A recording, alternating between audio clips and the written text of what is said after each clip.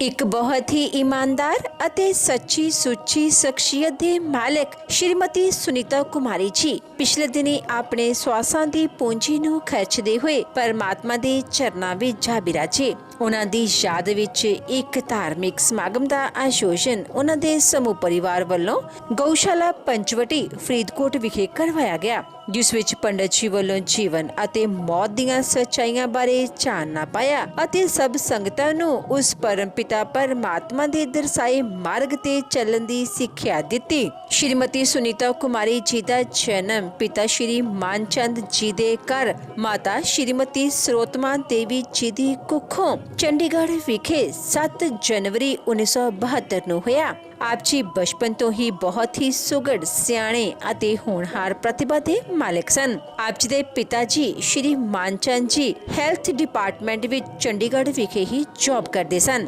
ਆਪ ਜੀ ਦਾ ਆਪਣੀ ਭੈਣ ਰੀਤਾ ਦੇਵਾ ਅਤੇ ਭਰਾ ਵਿਕਰਮਪਾਲ ਨਾਲ ਗਹਿਰਾ ਮੋਹ ਸੀ। ਆਪ ਜੀ ਨੇ ਆਪਣੀ ਗ੍ਰੈਜੂਏਸ਼ਨ ਤੱਕ ਦੀ ਐਜੂਕੇਸ਼ਨ ਹਾਸਿਲ ਕਰਨ ਉਪਰੰਤ ਪੋਲੀਟੈਕਨਿਕ ਕਾਲਜ ਚੰਡੀਗੜ੍ਹ ਤੋਂ ਲਾਇਬ੍ਰੇਰੀਅਨ ਦਾ ਡਿਪਲੋਮਾ ਹਾਸਿਲ ਕੀਤਾ। ਉਪਰੰਤ ਆਪ ਜੀ ਨੇ ਆਪਣੀ ਬੀਐਡ ਦੀ ਪੜ੍ਹਾਈ ਪੂਰੀ ਕੀਤੀ। ਆਪ ਜੀ ਦਾ ਵਿਆਹ ਸਨ 1996 ਵਿੱਚ ਡਾਕਟਰ ਰਾਜੇਸ਼ ਮੋਹਨ ਜੀ ਹੁਣਾਂ ਨਾਲ ਹੋਇਆ। ਵਿਆਹ ਉਪਰੰਤ ਆਪ ਜੀ ਨੇ ਆਪਣੀਆਂ ਪਰਿਵਾਰਕ ਜ਼ਿੰਮੇਦਾਰੀਆਂ ਨੂੰ ਬਖੂਬੀ ਨਿਭਾਇਆ। ਆਪ ਜੀ ਹਮੇਸ਼ਾ ਹੀ ਆਪਣੇ ਪਤੀ ਦੇ ਕੰਧੇ ਨਾਲ ਕੰਧਾ ਮਿਲਾ ਕੇ ਚੱਲੇ। ਆਪ ਜੀ ਦੇ ਪਤੀ ਨੈਸ਼ਨਲ ਫੈਡਰੇਸ਼ਨ ਆਫ ਪਲੈਨਿੰਗ ਸੰਸਥਾ ਦੇ ਮੈਂਬਰ ਸਨ ਅਤੇ ਸ਼੍ਰੀਮਤੀ ਸੁਨੀਤਾ ਰਾਣੀ ਜੀ ਹੁਣਾਂ ਨੇ ਇਸ ਸੰਸਥਾ ਦੇ ਮੈਂਬਰ ਹੋਣ ਦੇ ਨਾਤੇ ਉਹਨਾਂ ਦਾ ਗਹਿਰਾ ਯੋਗਦਾਨ ਦਿੱਤਾ ਅਤੇ ਅਨੇਕਾਂ ਨੌਜਵਾਨਾਂ ਨੂੰ ਰੁਜ਼ਗਾਰ ਦਿਵਾਇਆ। ਆਪ ਜੀ ਦੇ ਘਰ ਬੇਟੇ ਅਰਸ਼ ਅਤੇ ਦੁਸ਼ਯੰਤ ਨੇ ਜਨਮ ਲਿਆ। ਆਪ ਜੀ ਨੇ ਆਪਣੇ ਬੱਚਿਆਂ ਨੂੰ ਖੂਬ ਚੰਗੇ ਸੰਸਕਾਰ ਦਿੱਤੇ, ਪੜਾਇਆ ਲਿਖਾਇਆ ਅਤੇ ਸਮਾਜ ਦੇ ਚੰਗੇ ਨਾਗਰਿਕ ਬਣਾਇਆ।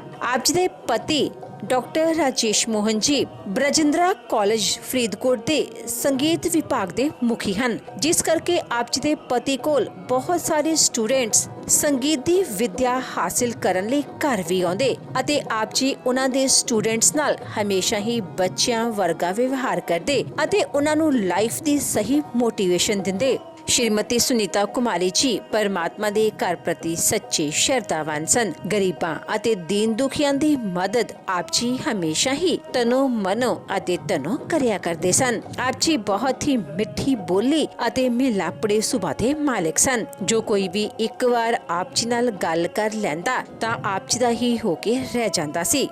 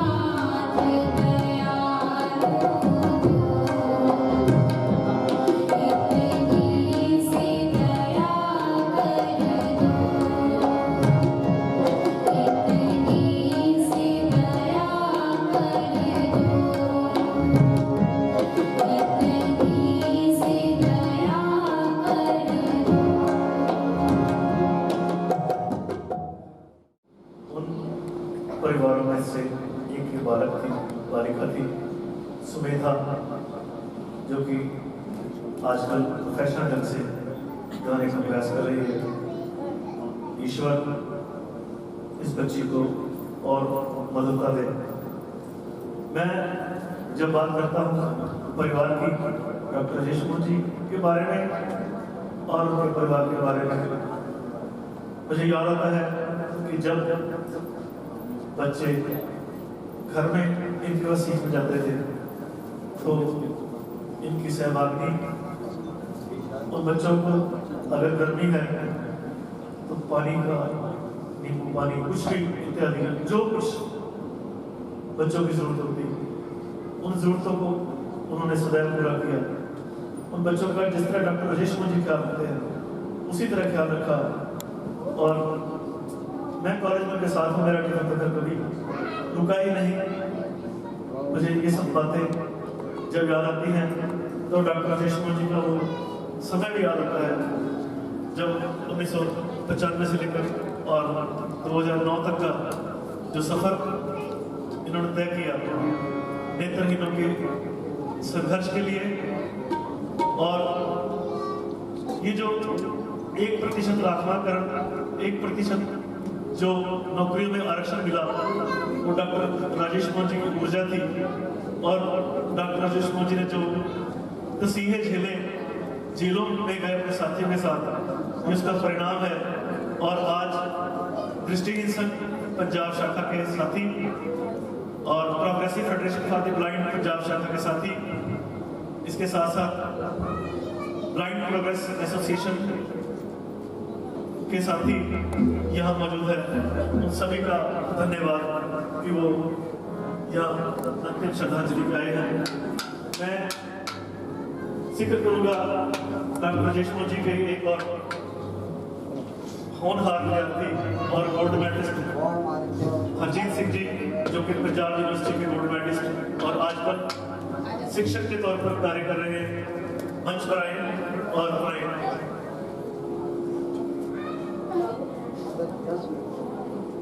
10 मिनट है इनके पास।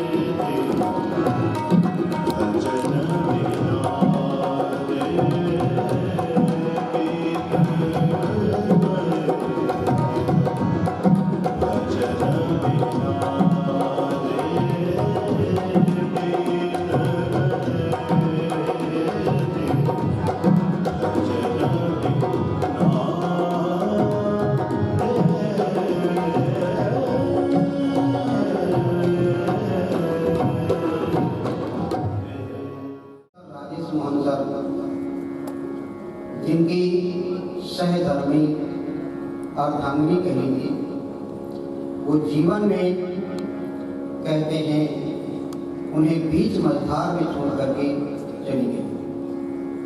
क्योंकि जब हम जीवन जीते हैं तो गृहस्थ आश्रम में प्रवेश करने के साथ विवाह संस्कार में प्रतिज्ञा कराई जाती है और वहां पर कहा जाता है, पत्नी वचन मांगती है अपने पति से कि हमारा जो बचपन है अपने पिता के घर में बड़े सुखपूर्वक बीत गया। हमारे पिता ने इतना सुख दिया कि आंखों में आंसू नहीं बहने दे, और अब के आपके हवाले युवावस्था और वृद्धावस्था की जाती है और आप हमारे युवावस्था और वृद्धावस्था का पालन आपने करना है, वो सुख सुविधाएं आपने देनी है। तो सहभागी प्रोफेसर राजेश मोहन सर की साथ साथ चलने का जिन्होंने प्रण लिया था और श्रीमान राजेश मोहन सर ने कोई कसर नहीं उठाई, उनके जीवन को चलाने के लिए निरंतर उनकी सेवा में लगे रहे। और कहते हैं ये जो शरीर है ये क्षणभंगुर है, अगर ये अंग आपका साथ दे रहे हैं तो सुख होकर चलेंगे, और शरीर के अंग यदि आपका साथ नहीं दे रहे हैं तो जीवन की गाड़ी कब और कहाँ तक चलेगी ये कोई कह नहीं सकता। तो आज इनके जीवन में जो साथ साथ चलने की प्रेरणा थी वो अधूरी हो गई, और अब अकेले जीवन को जीना। कहते हैं यदि धर्म करना है तो आपकी धर्म पत्नी साथ होनी चाहिए, तब आपका धर्म कार्य पूर्ण है। यदि करना है तो धर्म पत्नी साथ हो तब यह भी पूर्ण होगा। लेकिन अधीरा जीवन, उनके श्वास उनके प्राण यहाँ तक निश्चित थे, और यहाँ तक उन्होंने जो जीवन दिया बड़ा ही सुख और धार्मिकता से जीवन दिया उन्होंने। परिवार में कहते हैं इस परिवार को जैसे वृक्ष होता है वैसे उन्होंने पालन पोषण परिवार का कर करके 2 बच्चे हैं, अर्श और दुष्यंत। तो इस दुख की घड़ी में, ऐसी महान दुख की घड़ी में आप श्रद्धांजलि देने के लिए यहाँ उपस्थित हुए हैं, क्योंकि अनेकों लोगों के आने से जो महान दुख है वो कम होता है। हम कामना तो यही करते हैं सर्वे भवन्तु सुखिनः की, और वेद शास्त्रों में हमेशा यही कहा गया है कि मानव तुझे जीवन को पूर्ण करना है। इसलिए कहा शतम जीवेन शरदा, 100 वर्ष की उम्र तुझे पूर्ण करनी है, बीच में जीवन को नहीं छोड़ना है, और उस जीवन जीने की कला वेद के द्वारा तुझे आनी चाहिए। हमेशा प्रार्थना करते हैं मानव जीवन के लिए सर्वे भवन्तु सुखिनः, परमात्मा के जीवन हमेशा सुखी बना रहे, इसमें दुख न हो किसी प्रकार का। और कहते हैं योग शास्त्र के जो ऋषि हैं महर्षि पतंजलि ने, उन्होंने कहा कि मानव जीवन में 5 प्रकार के दुख हैं। इस मानव जीवन में 5 प्रकार के दुख हैं, और इन 5 प्रकार के दुखों से कोई भी वंचित नहीं रहा। सभी को इन 5 प्रकार के दुखों को भोगना पड़ा है। अज्ञान एक सबसे बड़ा दुख है, अस्मिता, राग द्वेष, और सबसे बड़ा दुख जो कहा वो कहा अविद्वेष है। मृत्यु रूपी दुख सबसे भयानक है और सबसे बड़ा है, क्योंकि जब जन्म होता है तो सुख मनाते हैं, आनंद मनाते हैं, सुखमय जीवन की कामना करते हैं, इसके साथ दुख शब्द भी जुड़ जाता है, और वो दुख उस समय स्मरण नहीं होता, जन्म समय खुशियाँ होती हैं। तो ये जीवन की सच्चाई है, जहाँ सुख है वहाँ दुख है, जहाँ लाभ है वहाँ हानि है, जहाँ संयोग है वहाँ वियोग है। संसार में कुछ चीजें तो सत्यता के साथ आपके साथ चलेगी, लेकिन कुछ चीजें आपके साथ सुख तो दे रही हैं लेकिन हमेशा रहने वाली नहीं। ये सारा संसार परमात्मा का बनाया हुआ है, प्रभु का बनाया हुआ है, और इस संसार में परमात्मा ने हमें सुख का उपयोग करने के लिए भेजा है। लेकिन जब हम यहाँ आते हैं तो अज्ञान और मोह हमें घेर लेते हैं। हम कुछ चीज़ों को अपना समझ लेते हैं कि हमारी अपनी है और हमेशा हमारे साथ रहेंगी, कभी जाएंगी नहीं, और कभी इनसे हमें छूटना नहीं। तो कहा इन चीज़ों को आध्यात्मिकता वाले लोग बड़ी अच्छी तरह जानते हैं कि आत्मा क्या है, परमात्मा क्या है, ये शरीर क्या है, और संसार के कौन से पदार्थ तुम्हारे साथ रहेंगे, कौन से पदार्थ तुम्हारे साथ नहीं रहेंगे, कौन सी वस्तुएं शाश्वत हैं, सदा रहने वाली हैं, और कौन सी ऐसी वस्तुएं हैं जो शाश्वत नहीं हैं, अनित्य हैं, समाप्त होने वाली। हम जब जीवन में साथ साथ चलते हैं तो ये मन में धारणा करते हैं कि हम साथ साथ ही चलते रहेंगे, कभी बिछोड़ा नहीं होगा। लेकिन जहाँ पर संयोग है वहाँ पर एक और शब्द होता है। जब विवाह होता है तो संयोग होता है, विवाह का अर्थ भी यही है, संयोग, मिलना, 2 आत्माओं का मिलन। लेकिन वहाँ पर एक योग शब्द जुड़ जाता है, और वो योग कब होगा ये किसी को कुछ पता नहीं, क्योंकि यहाँ पर परमात्मा की न्याय व्यवस्था प्रारंभ हो जाती है, और उसके न्याय में योग होता है। तो जब योग होता है तो दुख होता है, और संयोग जब होता है तो सुख रहता है। लेकिन संयोग जब हुआ है तो मन के अंदर एक आपके अंदर धारणा होनी चाहिए, विश्वास होना चाहिए कि कौन से पदार्थ ऐसे हैं जो हमारे साथ रहेंगे, कौन से लोग हमारे साथ रहेंगे। ये पुत्र, बेटा, पत्नी, भाई, बंधु क्या हमारे साथ रहेंगे? किसी विद्वान ने कहा, नारी गृहद्वार जना संताने देह शिकायाम परलोक मार्गे हर मान रोग छुट्टी।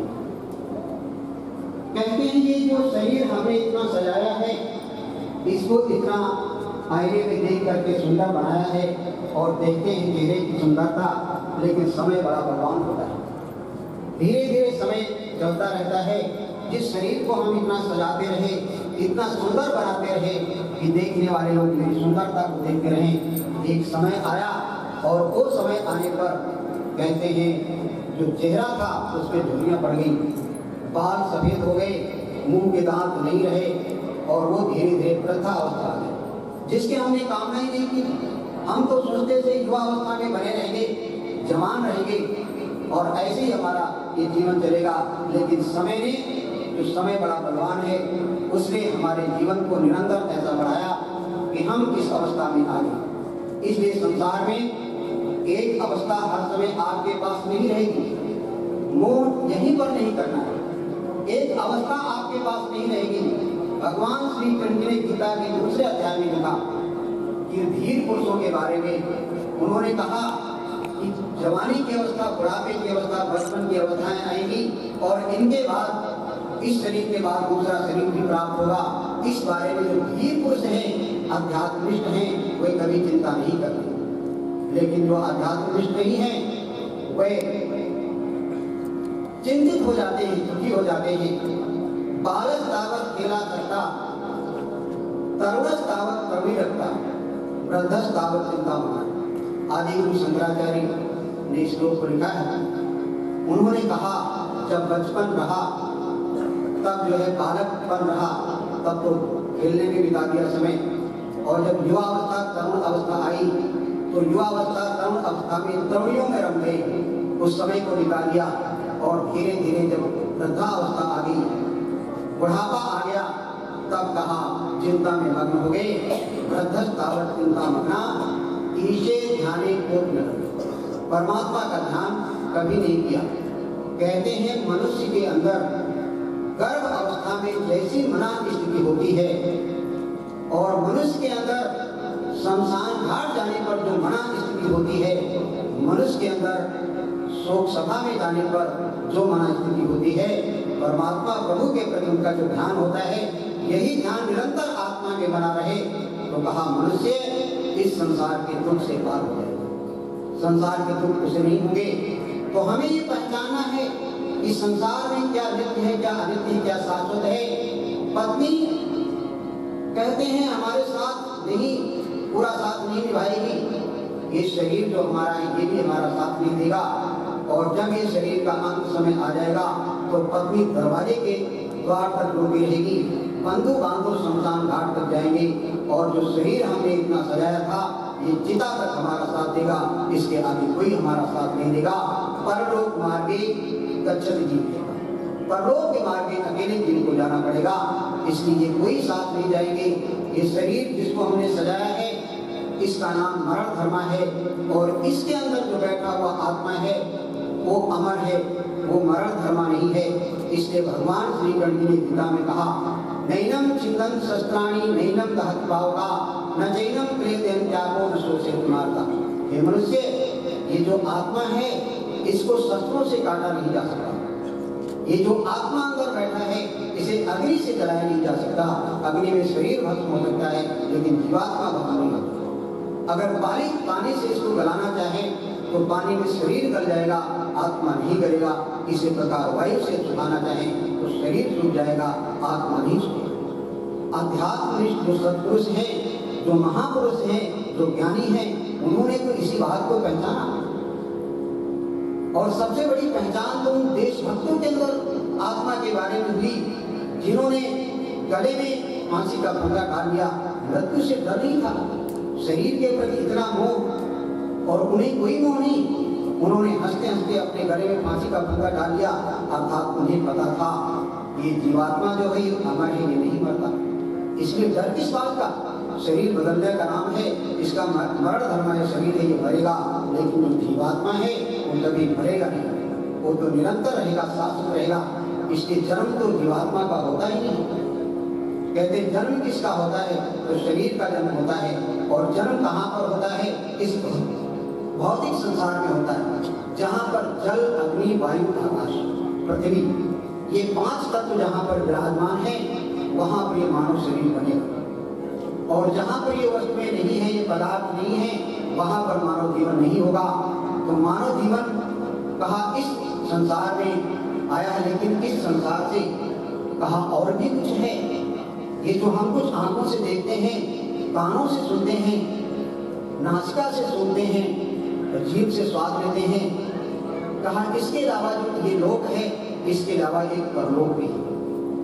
अगर परलोक न हो तो फिर पुनरागमन कैसे? परलोक है तो कहा अंतरिक्ष है, अंतरिक्ष है तो फिर देवलोक है। और हमारी पहुंच कहाँ तक है? हम अधिक से अधिक विमान बना करके अंतरिक्ष में यात्राएं कर सकते हैं, लेकिन अंतरिक्ष में जाने के बाद पता लगा कि वहां पर तो ऑक्सीजन नहीं है। ऑक्सीजन नहीं तो मानव जीवन कैसे जिएंगे हम वहाँ? तो अनेक प्रकार से सुरंग इत्यादि में जा करके अंतरिक्ष का भ्रमण किया। लेकिन परमात्मा की न्याय व्यवस्था देखो, प्रभु इस लोक में, पृथ्वी लोक में हमें सुंदर सा जीवन दे करके भेजता है, और हम यहाँ की वस्तुएं देख करके मोहित हो जाते हैं। लेकिन जब ये जीवात्मा जो इसके अंदर बैठा है, जिसके रहने से ये शरीर चलता है, जिसके रहने से वाणी बोलती है, जिसके रहने से आंखें चलती हैं, वो जीवात्मा इन तीनों लोकों का भ्रमण कर लेता है। और ही किस लोक में रहेगा? वो परलोक, द्युलोक, अंतरिक्ष लोक, सभी में उसका आगमन है। वो परमात्मा की न्याय व्यवस्था के साथ, और ये जीव परमात्मा के साथ जुड़ा रहता है। प्रत्येक व्यक्ति के आत्मा के अंदर एक सत्य होता है। अंदर से हम प्रश्न करते हैं और अंदर से हमें उत्तर मिलता है, और वो सत्य ये होता है कि सच्चाई को हम जानते हैं, और सत्यता परमात्मा के प्रति होती है। इसीलिए कहा जैसे सारी नदियां समुद्र की ओर जाकर उस समुद्र में समाहित हो जाते हैं, जिस प्रकार से अग्नि का जो मुख्य केंद्र है वो सूर्य है, इसलिए अग्नि हमेशा सूर्य की ओर, ऊपर की ओर चलता है। और जल का जो मुख्य केंद्र है वो सागर है। इसलिए सभी नदियां, तालाब जब बारिश में उफान पर आते हैं तो बहते हैं किसकी तरफ? समुद्र की तरफ, क्योंकि ये इनका मुख्य केंद्र है। इसी प्रकार से हमारे अंदर ये शरीर है और जीवात्मा दो चीजें हैं। तो जीवात्मा का जो मुख्य केंद्र है वो परमात्मा है। इसलिए अनायास ही कभी न कभी आपके मन के अंदर प्रातः काल एक भावना उठती है कि स्नान आदि करके हम प्रभु का ध्यान करें। और ये जो शरीर है ये अन्न से प्राप्त होता है, अन्न के द्वारा इसकी पुष्टि होती है। इसीलिए गीता में कहा अन्नो वही प्राणा। अन्न जो है, प्राण अन्न से पोषित होते हैं। अन्न नहीं है तो प्राण नहीं चलेंगे, और प्राण तब चलेंगे जब अन्न होगा। अन्नो वही प्राणा कहा गया, और शरीर ही तब चलेगा जब अन्न होगा। इसी प्रकार जीवात्मा का जो भोजन है वो आत्मा है, आत्मिक तत्व है, आध्यात्मिकता है। क्योंकि परमात्मा के नाम को सुनकर ही हम तृप्त होते हैं, और जब भूख लगे तो भोजन करके शरीर में शक्ति आती है, भूख मिटती है, ये शरीर चलता है। इसलिए ये शरीर हमेशा रहने वाला है। इस बात को आप अच्छी तरह समझ लें, क्योंकि शरीर बना किससे है? कहा अन्न के रस से शरीर बना है, और प्रातः काल बनाया हुआ भोजन सायंकाल जो है दूषित हो जाता है, वो खाने योग्य नहीं होता, और अगले दिन तो बिल्कुल ही वो बेकार हो जाता है। इसीलिए ऐसे अन्न के रस से बना हुआ ये मानव शरीर भला कब तक साथ जाएगा? एक न एक दिन वो यहाँ से संसार से जाना पड़ेगा। संसार के अंदर बहुत माया मोह है, कभी बेटे का मोह है, कभी पत्नी का मोह है, कभी पिता का मोह है, कभी संसार के अंदर जो धन संपत्तियां बनाई हैं इसका मोह है। लेकिन यहाँ से जाने पर कोई भी व्यक्ति आज तक सुई की नोक के बराबर कोई वस्तु या पदार्थ यहाँ से नहीं ले जा सका, यही पर रहे। फिर हम अपने अंदर ऐसी भावना क्यों न धारण करें? जब ये सारा कुछ हमारे साथ नहीं जाने वाला है तो मोह किस बात का? इसीलिए यजुर्वेद के 40वें अध्याय में कहा गया, ईशावास्यम इदं सर्वं यद् किंच जगत्याम जगत् तेन त्यक्तेन बुद्धिथा मा कथा कश्चित्।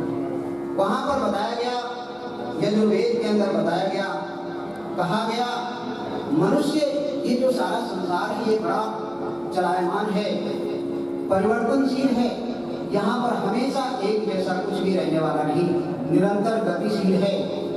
ईशावाद्यम ईशम, और ये सारा संसार सारा प्रभु में समाया है। इसलिए कहा हिरण्यगर्भा समवर्ताग्रे, ये ब्रह्मांड सारा प्रभु का हिरण्यगर्भा है और इसमें परमात्मा समाया है।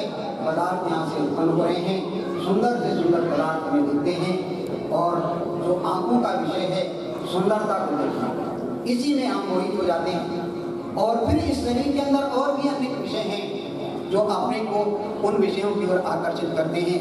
कहा कान जो है सुनने के लिए आकर्षित करते हैं, जिह्वा स्वाद के लिए और आंख देखने के लिए और नासिका सुगंध लेने के लिए, ये सभी अपनी ओर खींचे चले जा रहे हैं। हमें बांध करके उन्होंने रखा है और हम उसकी ओर बढ़ते चले जाते हैं। लेकिन देखिए, कहते हैं कीट पतंग आदि इनमें एक ही वासना होती है और उस वासना से नष्ट हो जाते हैं। लेकिन मानव शरीर के अंदर तो 5 वासनाएं भरती, ये मानव शरीर कैसे नष्ट नहीं होगा? इसलिए इन माया मोह से हट करके हमें उस परमात्मा की ओर जाना है। संसार के पदार्थ हमारे साथ नहीं जाने वाले। यदि आप इन्हें नहीं छोड़ना चाहेंगे तो परमात्मा ने एक न एक दिन आपसे छुड़ा ही लेना है। तब आप जब छोड़ेंगे तो हाहाकार करते हुए छोड़ेंगे। देखो, एक व्यक्ति जिसके पास 500 रुपये हैं, यदि उस व्यक्ति की जेब से वो 500 रुपये निकल जाए, कोई चुरा ले, तो उसे बहुत दुख होगा। और यदि वो व्यक्ति अपनी प्रसन्नता से उन 500 रुपयों को कहीं पर दान कर दे, किसी को दे दे, असहाय की सहायता कर दे, तो उसके मन के अंदर बड़ी जो है प्रसन्नता होती है, उसका चेहरा खिला हुआ होता है, वो बड़े ही प्रसन्न हृदय से रहता है। क्योंकि उसके मन में जो उसने पैसे दिए, देने की भावना उसने पैदा करनी, और जहां पर उसके पैसे चुराए गए वहां पर उसके मन के अंदर ऐसा नहीं था कि मेरे पैसे हमारे से जाए। इसलिए संसार में यदि आप ऐसी भावना, ऐसी आध्यात्मिकता के साथ नहीं जिएंगे तो भी कष्ट होगा। और ये मृत्यु रूपी कष्ट जो महाभयानक कहा गया, इससे बहुत बड़ा कष्ट आपको भोगना पड़ेगा। और संसार के पदार्थ कुछ भी जाने वाले नहीं। इसलिए कहा, जिस प्रकार से एक अध्यापक जब पढ़ाता है क्लास में, तो बच्चे बैठे होते हैं अपनी सीट पर, और जो बच्चे पहले आ जाते हैं वो आगे सीट पर बैठे होते हैं, और जो बच्चे बाद में आते हैं वो पिछली सीट पर बैठे होते हैं। कोई बच्चा बाद में आया और अगली सीट पर बैठने लगा तो आगे वाले बच्चे ने झगड़ा किया, ये सीट मेरी है।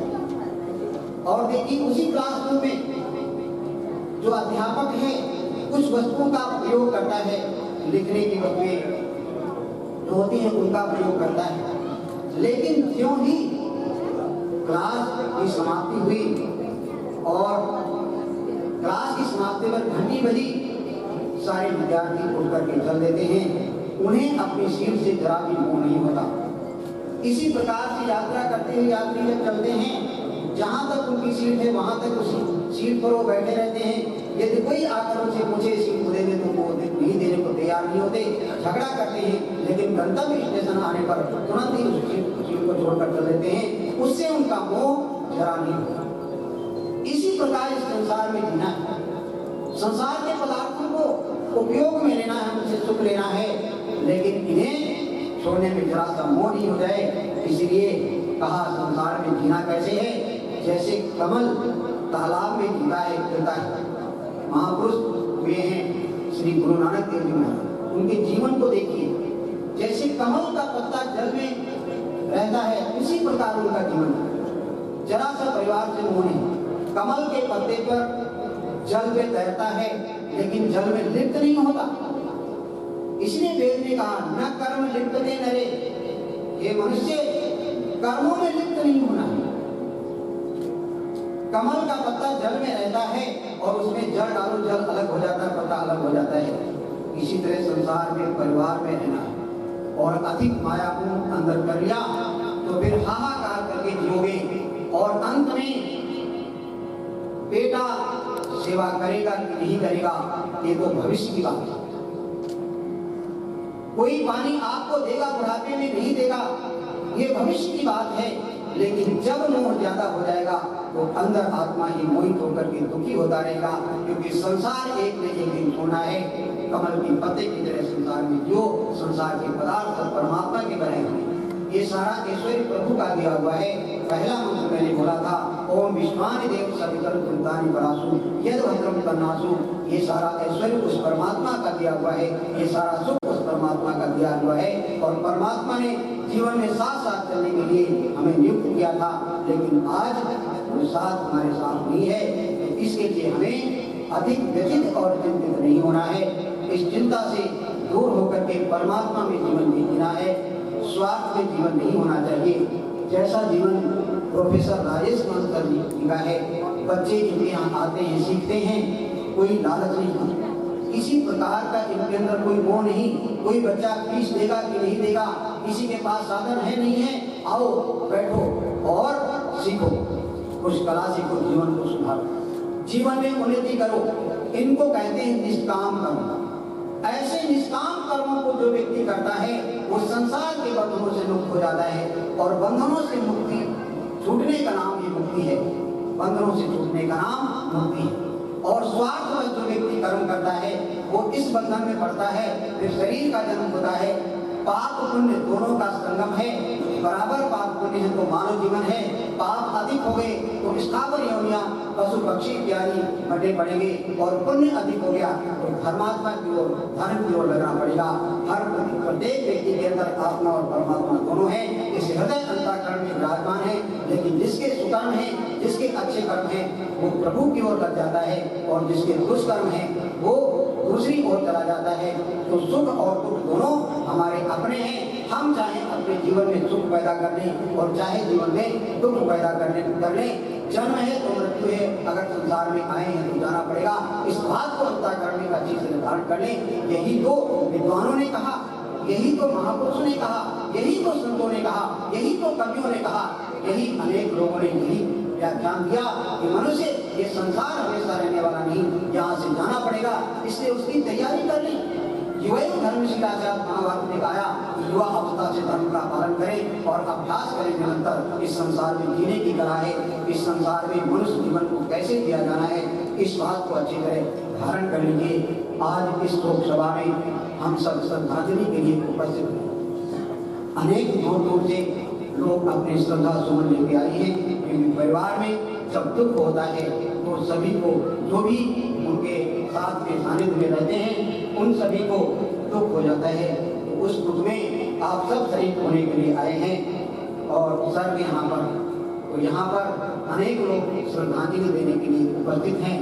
मैं अमित शर्मा जी से निवेदन करूँगा कि मैं अधिक समय न लूँ और वो भी श्रद्धांजलि देने के लिए यहाँ पर उपस्थित हैं। अपने मन और हृदय के अनुसार इस परिवार के साथ जुड़े हुए हैं, उनकी जो भावना जुड़ी हुई है, उनकी जो श्रद्धा जुड़ी हुई है, जिसके द्वारा इस दुख में शरीक हुए हैं, वो अपने अपने जो श्रद्धांजलि के उद्गार हैं वो निवेदन करेंगे। मैं निवेदन करता हूँ अमित शर्मा जी से कि वो श्रद्धांजलि के लिए वक्ताओं से निवेदन करें। हमारे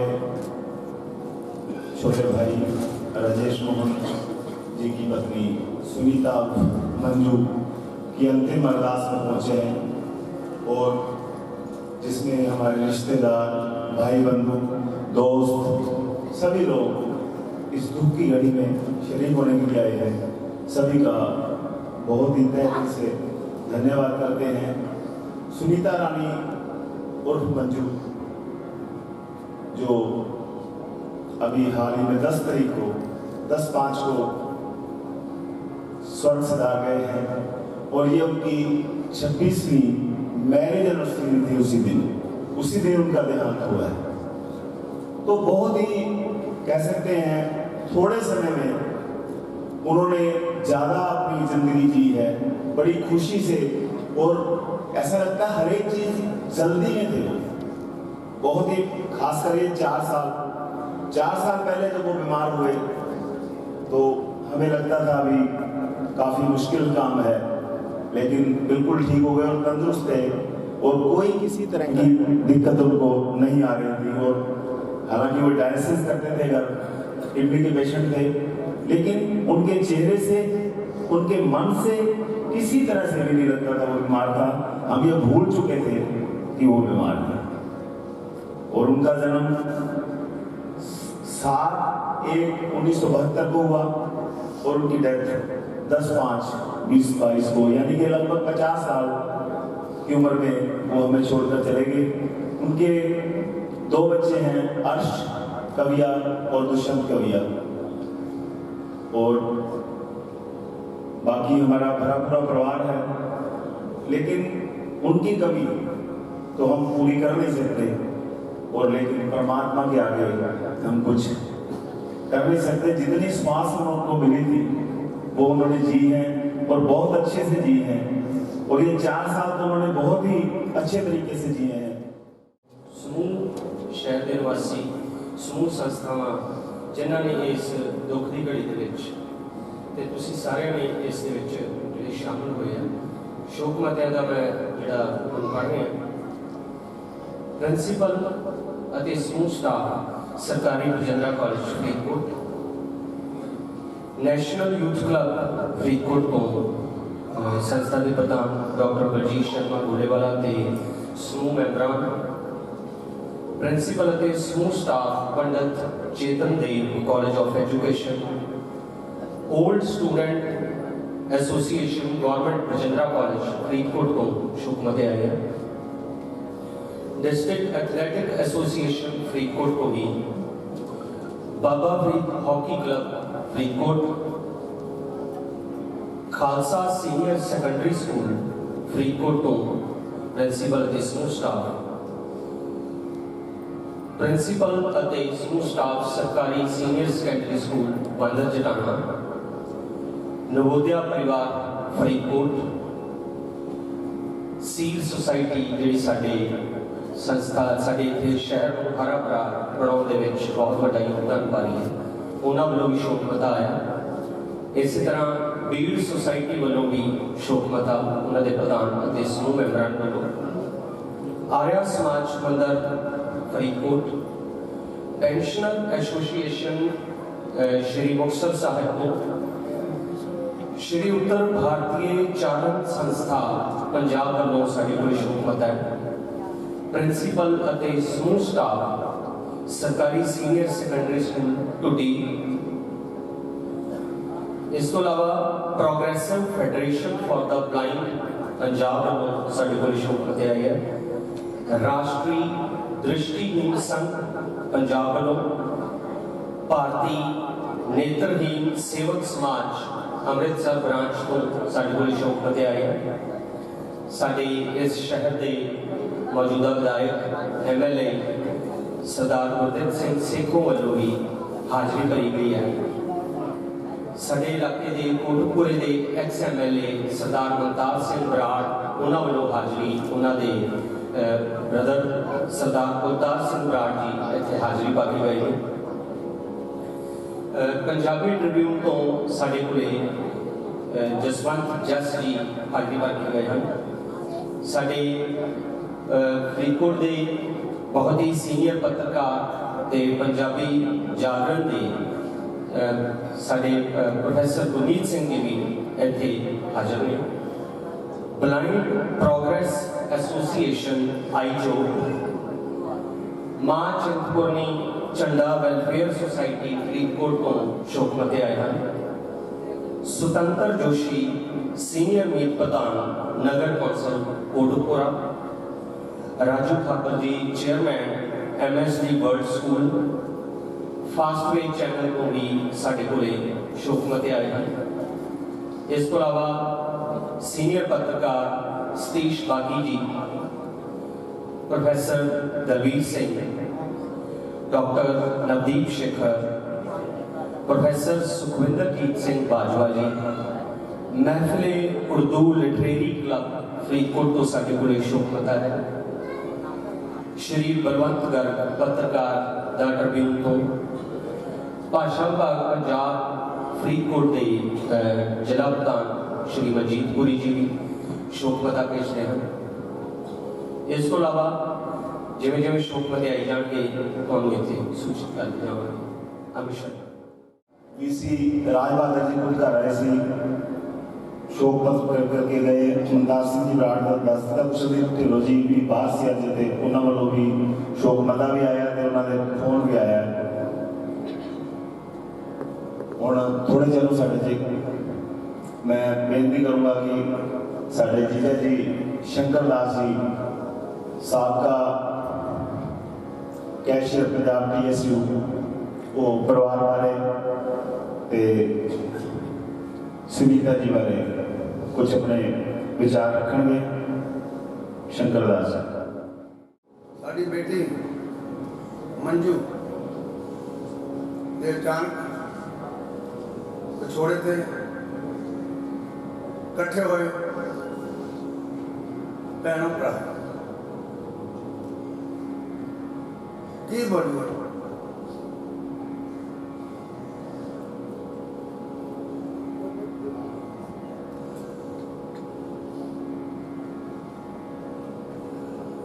बहुत ही हादसा प्रभाव बहुत खुशियां देने वाला प्रभाव जीतों कोई छड़ के चला जाए बहुत दुख होगा। गार्डन बढ़िया होना कहते भी जाना ही सारे सबने जाना वो तो मैंने भी पता जाना पर जेड़ा अज विचाले चला जाए वो बहुत दुखदायी गल है, बहुत दुखदायी गल है। राजेश मोहन तुम सारे जानते हो वो ब्लाइंड है और उसने समाज इस घटिया समाज आज जो साडा सिस्टम है देश का वधिया नहीं है, ये पैदा हो गए और वड्डी घाट के बावजूद उस बंदे ने जो मेहनत की है, जो समाज की यारां की दोस्तों की मित्रां की सेवा की है, वो जाया नहीं जाना। मैंने याद है मैंने कहना कि जिदा की कुड़ी है चंडीगढ़ वो मैनू कहते मैं उन्होंने चल मैं क्या आ जाने से अभी गए हैं गलबात की थी इन्हें समझ दोनों का ब्याह हुआ और ब्याह के बाद इसने ब्लाइंड एसोसिएशन ज्वाइन कर ली। समझते हो अन्य वाली यूनियन और आदि लगन ना छेती हो पंजाब के जनरल सेक्रेटरी ब्लाइंड एसोसिएशन से बने। एक दिन मैं ट्रिब्यून अखबार देखा मैं दिना इन्हें धरना लाया है चंडीगढ़ मटका चौक है पुलिस आ गई उस धरने को खिंडाने राजेश दोनों पासों खड़े पहुंचने तो ट्रिब्यून से पहुंच रहे थे। बड़ी मन में खुशी हुई इन्ना बहादुर चिंतन सियाना सहनशील समझता बहुत बंदा और अज मैंने पता लगा मैं पिछली बार संस्कार तो जो आए हैं बहुत सारे नाम के साथी आए बुढ़े बुढ़े साथी पहले हाथ वो कहते भी साडा तो यही रब है इसने सानू रोजगार दिता है ਇਹਨੇ ਸਾਨੂੰ ਪੈਰਾਂ ਸਿਰ ਖੜਾ ਕੀਤਾ ਹੈ। ਅੱਜ ਅਸੀਂ ਜੋ ਹੈਗੇ ਆ ਇਹਦੀ ਲੋੜ ਹੈ। ਸੋ ਇਹੋ ਜਿਹੇ ਪਰਿਵਾਰ ਤੋਂ ਕੋਈ ਚੱਲ ਜੇ ਤਾਂ ਭਾਰੀ ਦੁੱਖ ਹੈ। ਸਾਰੇ ਕਹਿੰਦੇ ਆ ਇਹ ਦੁਨੀਆ ਦੁੱਖਾਂ ਦੀ ਨਗਰੀ ਹੈ। ਇਹ ਦਈ ਦੇਵਤੇ ਕਹਿੰਦੇ ਆਏ ਬੜੇ ਨੇ ਕਿ ਦੁੱਖਾਂ ਦੀ ਨਗਰੀ ਹੈ। ਉਹ ਕੋਈ ਇਹੋ ਜਿਹਾ ਵੀ ਲਿਆਓ ਜਿਹੜਾ ਦੁੱਖਾਂ ਦੀ ਨਗਰੀ ਨੂੰ ਸੁੱਖਾਂ ਦੀ ਬਣਾਵੇ। ਮੈਨੂੰ ਤਾਂ ਲੱਭੇ ਨਹੀਂ। ਧੰਨਵਾਦ। साढ़े रिश्तेदार प्रिंसिपल परमिंदर सिंह जी तकड़, देविंदर सैफी जी और किसी का नाम जी रह जाए तो माफ़ी चाहूँगा। नवदीप बराड़ पप्पू जी साबका चेयरमैन PRTC सारे शोक का प्रगटावा इतने करके गए नहीं। मैं हूँ बेनती करूँगा ब्लाइंड फेडरेशन के आगू ਅਤੇ प्रोफैसर श्याम सुंदर जी वूमेन कॉलेज पटियाला तो वो अपने विचार पेश करेंगे। प्रोफैसर श्याम सुंदर जी जिमें जीजा जी ने दसिया भी अंदोलन किया इन्होंने ब्लाइंडा की आरक्षण वास्ते रिजर्वेशन वास्ते और कोई भी अंदोलन जोड़ा बंदा करता है जो तक परिवार का सहयोग ना हो अंदोलन नहीं कर सकता। और परिवार के जोड़ा सहयोग से सुनीता राणी का वो इस तरह का सी बहुत ही जबरदस्त। जब 20 बंदे आ गए 20 बंदे बना के रोटी खानी है, 10 बंदे आ गए कदे चेहरे की शिकन नहीं आई उन्होंने। आओ जी शाम सुनो जी। आज यकीन नहीं आता कि हम इतनी जल्दी ऐसे मोड़ पर आ जाएंगे कि जो भाभी जी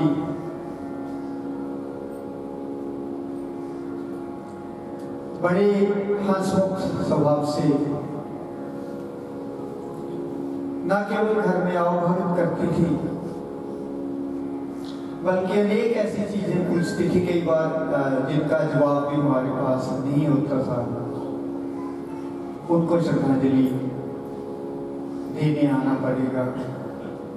जुबान कांपती है, शब्द साथ नहीं देते, मगर आज वो हमारे साथ नहीं है। इस बात को स्वीकार करना हमारी मजबूरी बनी है। वो बेशक शारीरिक रूप से हमारे साथ नहीं है, लेकिन मानसिक रूप में हमारी स्मृतियों में वो है। इस कारण मैं उनकी स्मृतियों को नमन करता हूँ और उम्मीद करता हूँ कि हम इन स्मृतियों को संभाले रखेंगे। बड़ी लंबी यात्रा है जिसका मैं वर्णन करने लगूं तो शायद कितनी भी देर बोलता चला जाऊं, पर वो उनके संस्मरण उनकी स्मृतियां खत्म नहीं होंगी। इतना याद रखिए, जब भी जाने की बात आती थी तो वो एक सवाल जरूर पूछते थे कि आप दोबारा कब आओगे।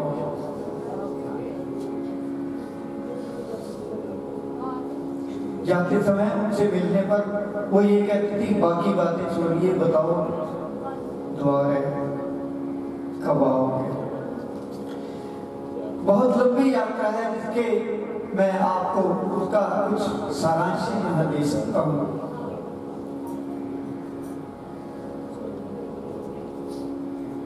मई 1995 में उनकी शादी हुई और 20 मई 95 को हमने एक लंबा आंदोलन जो है वो शुरू कर दिया था। 1 महीने के अंतर्गत वो सारा ताना बाना समझ गई थी कि यहाँ ऐसे लोग आते हैं, जैसा भैया ने अभी कहा कि चेहरे पे शिकन तो आने की दूर, वो कभी ये नहीं पूछती थी कि आंदोलन खत्म कब होगा।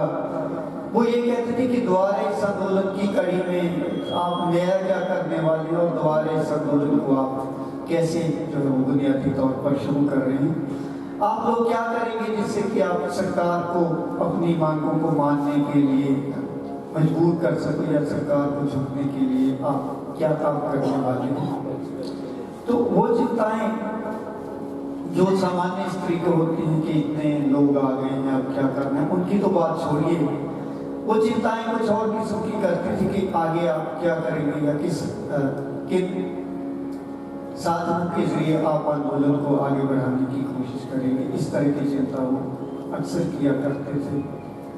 मुझे याद है बीमार होने पर भी, जैसा भैया ने कहा कि उनके चेहरे पर तो शिकन नहीं आई, और साथ ही जो हमने किसानों के पक्ष में अभी मार्च किए थे 6 जनवरी 1920 को, उस समय भी उन्होंने हम सब से कहा कि आप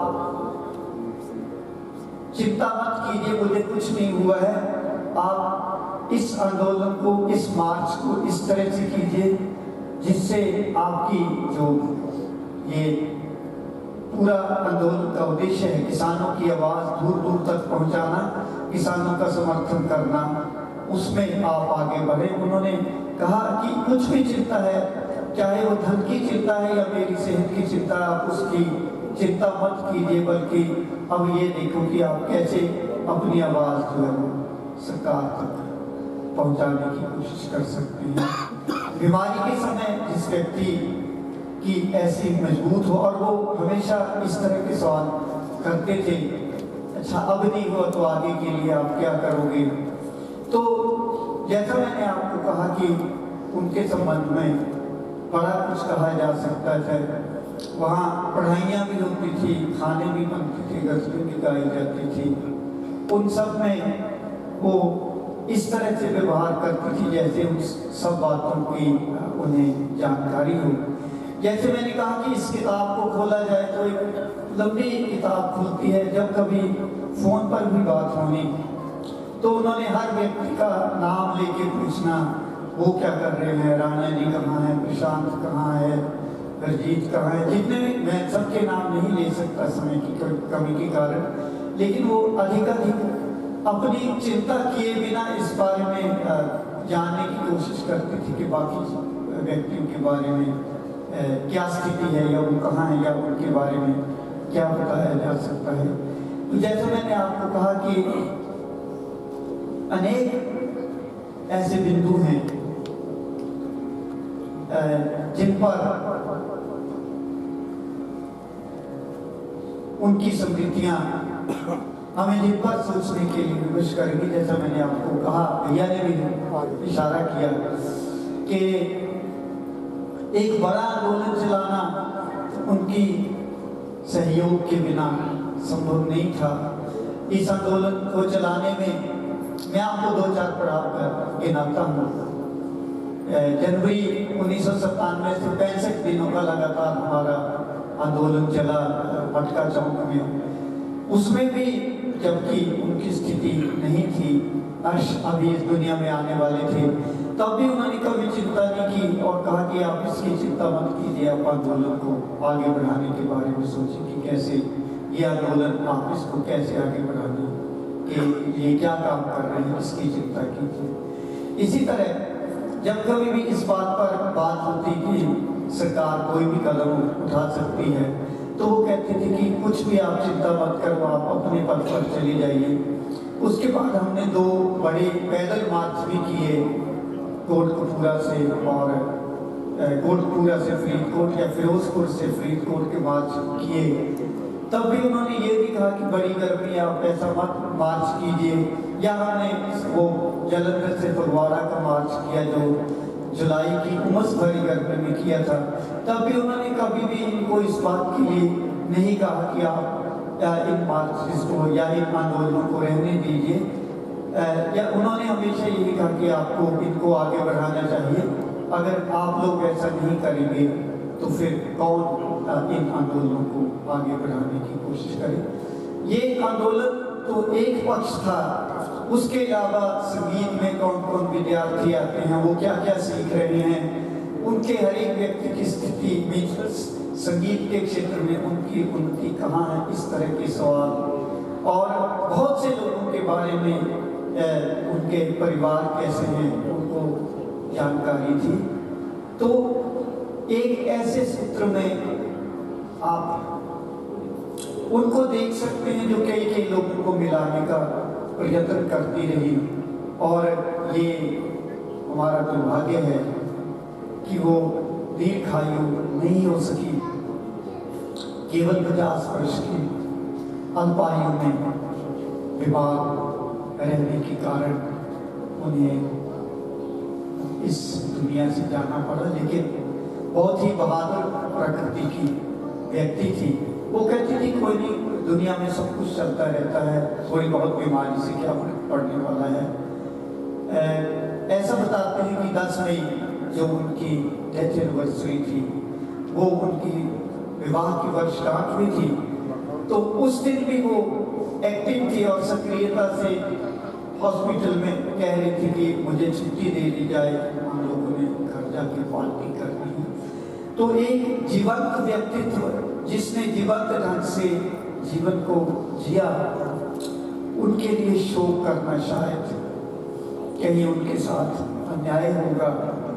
आइए हम सब पुनः इकट्ठे हों और इस दुख में से बाहर निकले, और जिन चीज़ों के लिए उन्होंने संघर्ष किया, जैसे वो राजेश जी को, परिवार को, हम सबको आगे बढ़ता देखना चाहते थे, उस मार्ग को आगे बढ़ाने की कोशिश करें और उस ज्योति को जो महान ज्योति में विलीन हो गई, अब इस तरह से याद करें, उनकी स्मृति को सजोए ताकि वो हमारा प्रेरणा स्रोत बनी रहे।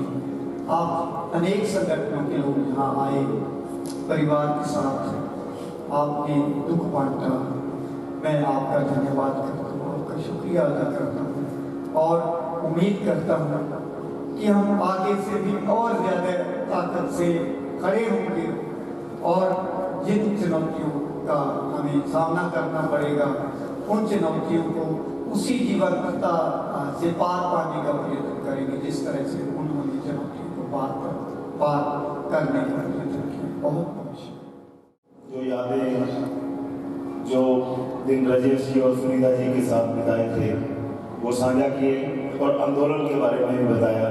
हमारे बीच में हमारे प्रिय मित्र ADGP पंजाब M.F. फारूकी जी भी पहुँचे, सब दुख का प्रगटावा करने राजेश जी के साथ और हमारे परिवार के साथ। अब मैं विजय से बेनती करूँगा कि एक बार वो जो शोक मते और हैं वो बोले, उसके बाद 2 मिनट सुखविंदर सर सभी स्टूडेंट की तरफ से बोलेंगे। इसके पश्चात से फारूकी जी अपने श्रद्धा सुमन भेंट करें। प्रमोद काफिर जी ग्रोह से रहताज मैनी लुधियाना से, इतिहासकार प्रोफेसर सुभाष परिहार, SBS कॉलेज कोटपुरा से प्रोफेसर अरुणा रणदेव जी हमारे पास, प्रिंसिपल यूनिवर्सिटी कॉलेज जयपुर से सरदार धर्मेंद्र सिंह तगड़ जी, गौशाला आनंदियाना गेट फरीदकोट ਤੋਂ ਸਾਡੇ ਕੋਲ ਸ਼ੁਕਮਤ ਆਏ ਹਨ। ਸੁਖਚਰਨ ਸਿੰਘ ਚੰਨੀ ਤਹਿਸੀਲਦਾਰ ਫਰੀਦਕੋਟ ਤੇ ਜਨਰਲ ਸੈਕਟਰ ਪੰਜਾਬ ਰੈਵਨਿਊ ਅਫਸਰ ਹਨ, ਉਹਨਾਂ ਵੱਲੋਂ ਵੀ ਸਾਡੇ ਕੋਲ ਸ਼ੁਕਮਤ ਆਏ ਹਨ। ਡਾਕਟਰ ਚੰਦਰ ਸ਼ੇਖਰ, ਸ਼੍ਰੀ ਦਵਿੰਦਰ ਮੀਟੂ ਜੀ, ਸਾਧੂ ਰਾਮ ਜੀ ਵੱਲੋਂ ਬਾਬਾ ਮਿਲਕ ਦੇ ਮੈਨੇਜਿੰਗ ਡਾਇਰੈਕਟਰ, ਉਹਨਾਂ ਵੱਲੋਂ ਵੀ ਸਾਡੇ ਕੋਲ ਸ਼ੁਕਮਤ ਹਨ। हिमाचल तो साढ़े को विक्रमजीत जी को शोकमत आए हैं। एक्स वेटरनरी ऑफिसर डॉक्टर समरा साढ़े को शोकमत लेके आए हैं। श्री राम निवास गोविंदपुरी, सरदार रूप सिंह जी न्यू दिल्ली तो, श्री रजिंदर चारण फैफाना तो लाइब्रेरियन, प्रिंसिपल सरदार मेर सिंह जी, श्री प्रवीण काला जी, उन्होंने वालों भी साढ़े को शोकमत आए हैं। नवी सोच नवी जिंदगी कोटपुरा, श्री गौरव कक्कड़ जी साढ़े को उन्होंने वालों भी शोकमत आए हैं। श्री विजय विवेक जी, श्री मुकेश आलम लुधियाना तो, मदनदीप जी,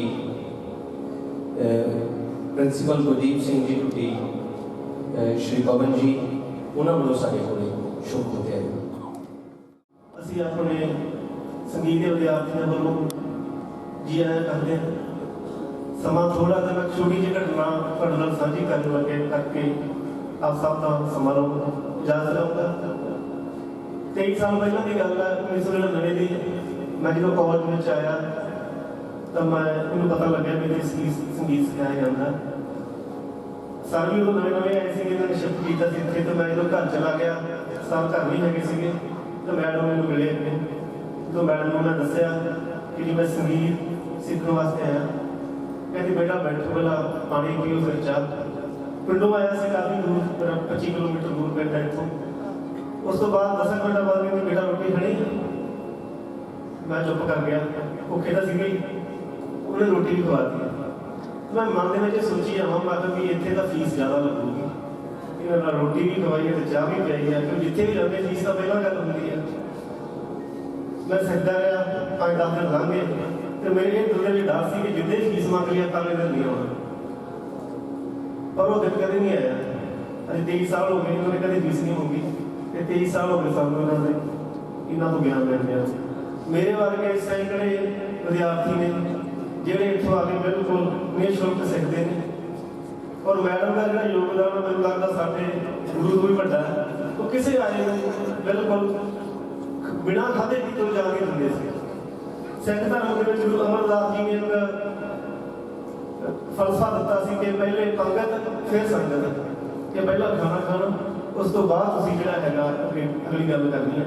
ਤਾਂ ਮੈਡਮ ਹਰੇਕ ਵਿਦਿਆਰਥੀ ਜਿਹੜਾ ਚੱਲ ਕੇ ਆਉਂਦਾ ਸੀ, ਸਭ ਤੋਂ ਪਹਿਲਾਂ कुछ खाण पीण होंगे, जिन्ना कुछ फ्रिज च होंदा सी, जिन्ना कुछ रसोई च होंदा सी, वो हरेक विद्यार्थी बराबर मिलता सी, चाहे उन्होंने आपके बच्चे सी चाहे असीं होईए। तो इस तरह की हस्ती मैं नमन करदा अपने वालों, साडे संगीत के सारे विद्यार्थियों वालों, जिहड़े सिੱਖਣ आउणगे उन्हां वालों भी, कि इस तरह की गुरु मां परमात्मा हरेक नूं देवे।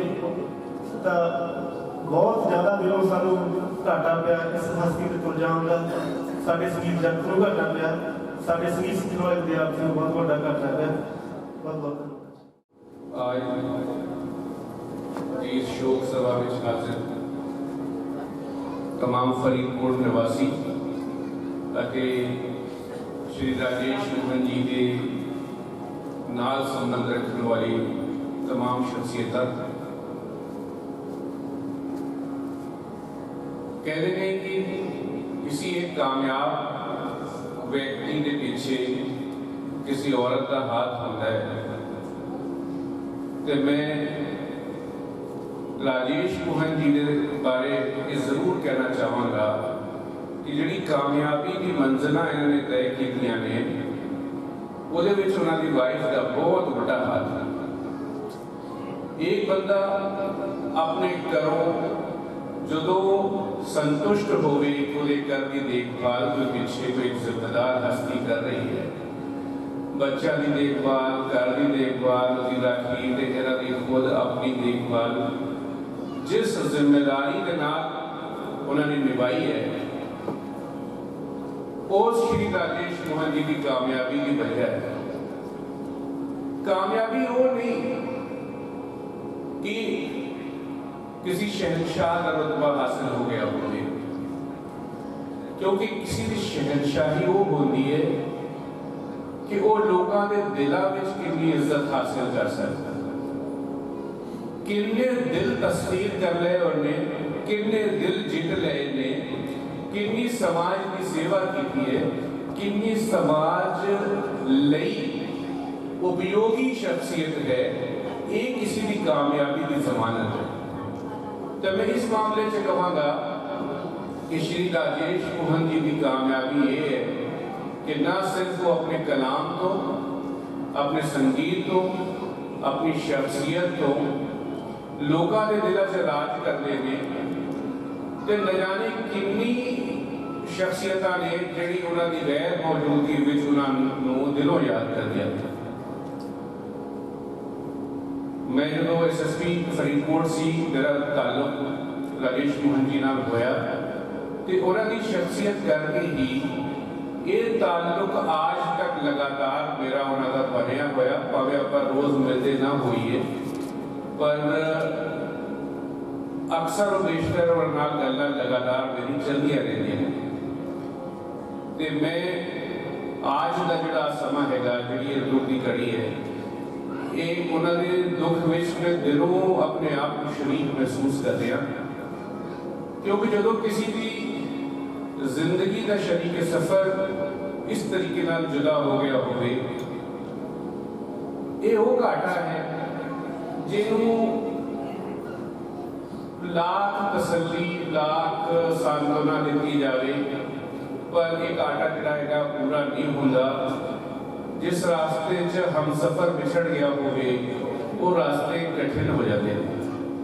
पर मैं आस करता, उम्मीद करता कि जिहड़ी मुहब्बत नाल तुसीं राजेश जी नाल जुड़े रहे हो, उन्होंने सारे स्टूडेंट्स नूं भी मैं कहांगा ते जिहड़े सारे साथी जिन्ने लोग उन्होंने नाल जुड़े हुए ने, उन्होंने फर्ज बनता है कि पहला नालों ज़्यादा शिद्दत नाल उन्होंने दुख विच शरीक रहन, उन्होंने जिंदगी नूं आसान बनाउण लई जिन्ने उपराले हो सकते हैं उन्होंने नाल मिल जुल के इस सफर को कामयाब करवाउण विच अपना अपना योगदान देण। मैं अक्सर सोचता सीगा कि जिहड़ी काम की मसरूफियत है ਉਹਦੇ ਵਿੱਚ अक्सर बेशतर मेरी बातचीत करने की फ्रीक्वेंसी जिहड़ी सीगी वो घट हो गई सी, पर मैं भी महसूस करदा कि मैनू आ जिहड़ी फ्रीक्वेंसी की घाट हैगी इसकी कमी मैं पूरी करांगा। ते मैं राजेश जी नाल इस सफर के विच लगातार पहला भी सी ते हुण भी हमेशा उन्हां दे नाल मैं रहण की कोशिश करांगा।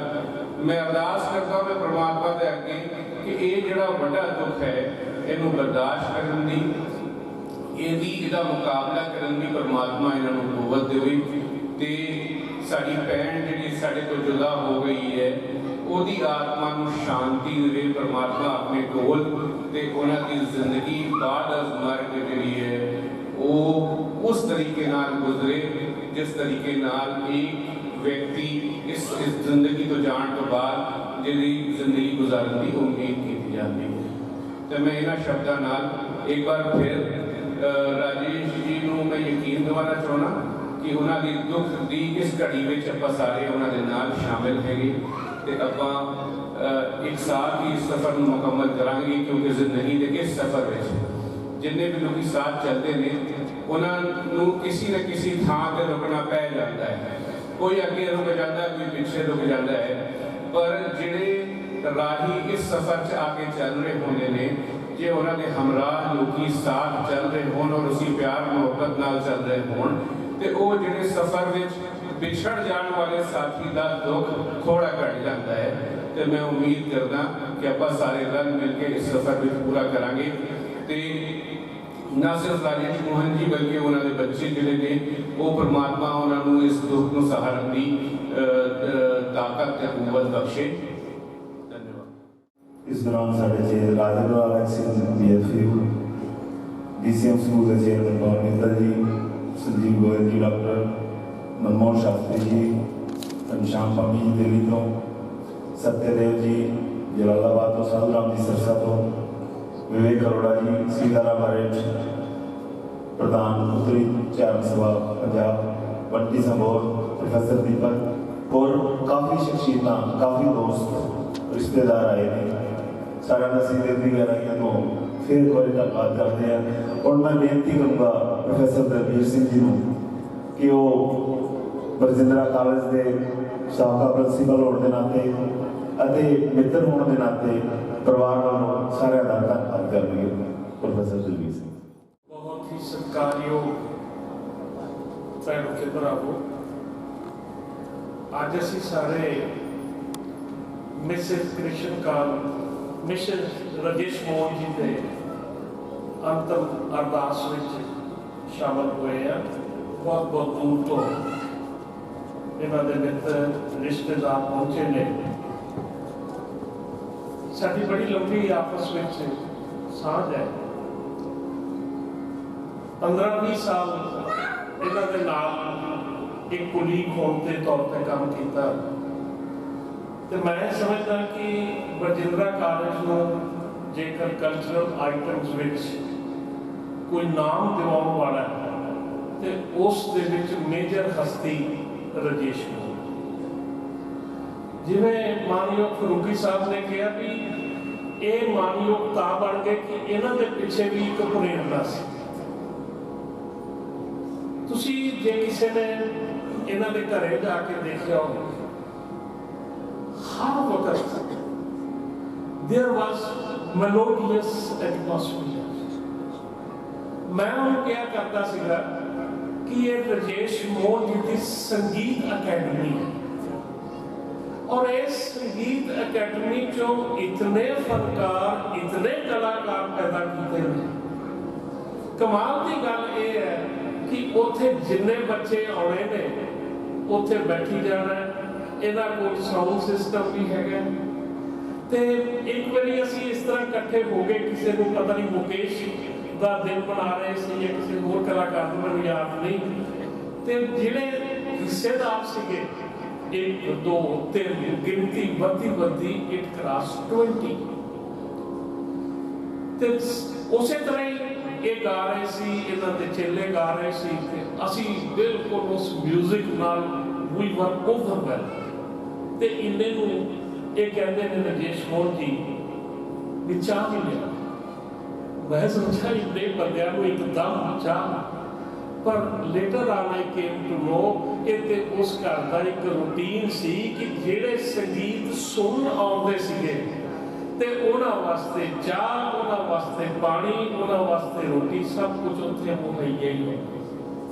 मैनूं इस गल दा दुख है, राजेश जी पूरी तरह नहीं देख सकते, सैमी बनाई बड़ी मुश्किलात इन्हां दे जीवन च, पर फिर भी इन्होंने जितनी पंजाब लेवल की और नैशनल लेवल की ब्लाइंड एसोसीएशन ने सब तो अगे होकर काम किया, और उन्हों की कंडीशन इंप्रूव करने वास्ते बहुत अणथक यतन किया।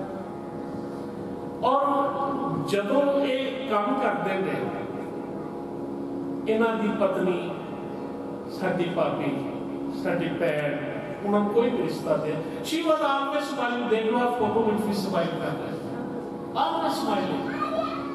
ते वो बीमार सीगे पिछले 4 साल तो, डायलिसिस इन्होंने कराउण वास्ते पहला बठिंडे जाना पैंदा सी, फिर इन्होंने अरेंजमेंट कर लिया। असी सोचते होंदे सी कि ये अपने आप को संभालन कि एक बीमार को संभालन। It was very difficult.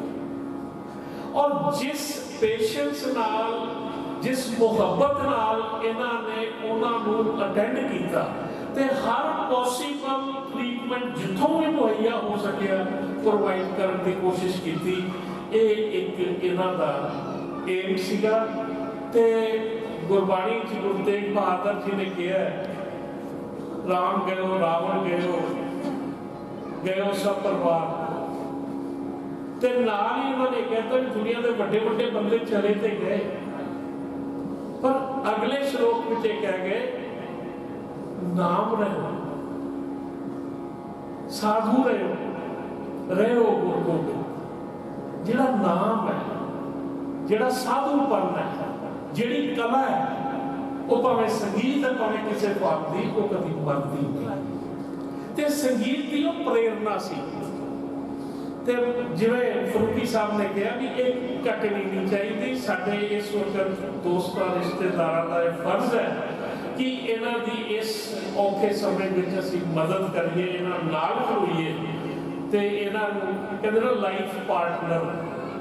हुण पार्टनर चला गया तो लाइफ रह गई। Life with all it's difficulties, उन्हां डिफिकल्टीज नूं असीं सरमाउण कोशिश करनी है।